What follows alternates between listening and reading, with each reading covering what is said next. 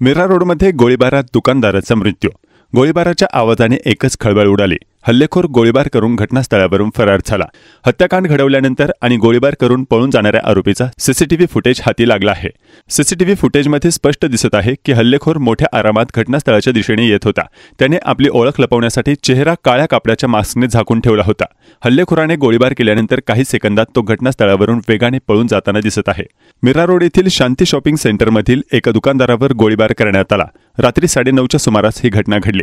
या गोळीबारात शम्स अन्सारी उर्फ सोनू वय वर्ष 38 याचा मृत्यू झाला। पूर्व वैमनस्यातून ही गोळीबाराची घटना घडल्याची शक्यता पोलिसांनी वर्तवली आहे। मीरा रोड पूर्वेला रेल्वे स्थानकाच्या बाहेर शांती शॉपिंग सेंटर आहे। येथे शम्स अन्सारी उर्फ सोनू वय वर्ष 38 याचे चष्म्याचे दुकान आहे। रात्री 9:30च्या सुमारास दुकानात आलेल्या एका व्यक्तीसोबत त्याचा वाद सुरू होता। त्यावेळी आरोपीने थेट अन्सारीच्या डोक्यात गोळी घातली। गोळीबाराच्या आवाजाने एकच खळबळ उडाली। हल्लेखोर गोळीबार करून घटनास्थळावरून फरार झाला। नयानगर पोलिसांनी घटनास्थळाचा पंचनामा करून मृतदेह शवविच्छेदनासाठी पाठवला आहे। हल्लेखोराने जवळून गोळी झाडल्याने अन्सारी याचा मृत्यू झाला आहे। आम्ही परिसरातील सीसीटीव्ही तपासून हल्लेखोराचा शोध घेत आहोत, अशी माहिती नयानगर पोलीस ठाण्याचे वरिष्ठ पोलीस निरीक्षक अमर जगदाळे यांनी दिली।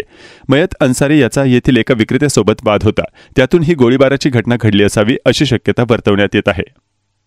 मीरा रोड रेल्वे स्टेशनच्या बाहेर शांती शॉपिंग सेंटर या ठिकाणी यातील मयत बसलेला असताना एक अज्ञात आरोपीने येऊन मयतावर गोळी मारलेली आहे आणि त्यात त्याचा मृत्यू झालेला आहे।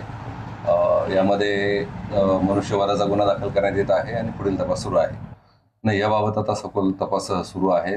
नक्की कुणी मर्डर केलेला आहे आणि कुठल्या कारणासाठी केलेला आहे। प्रथमदर्शनी एक गोळी मारल्याचं दिसतंय, डोक्याला लागलेली आहे। यापूर्वी त्याच्या विरुद्ध तक्रारी होता, ही माहिती बरोबर आहे आणि त्याच्या विरुद्ध हद्दपारीचा प्रस्ताव सुद्धा आलेला आहे। आता तपास सुरू आहे, लवकरच आरोपी अटक होईल।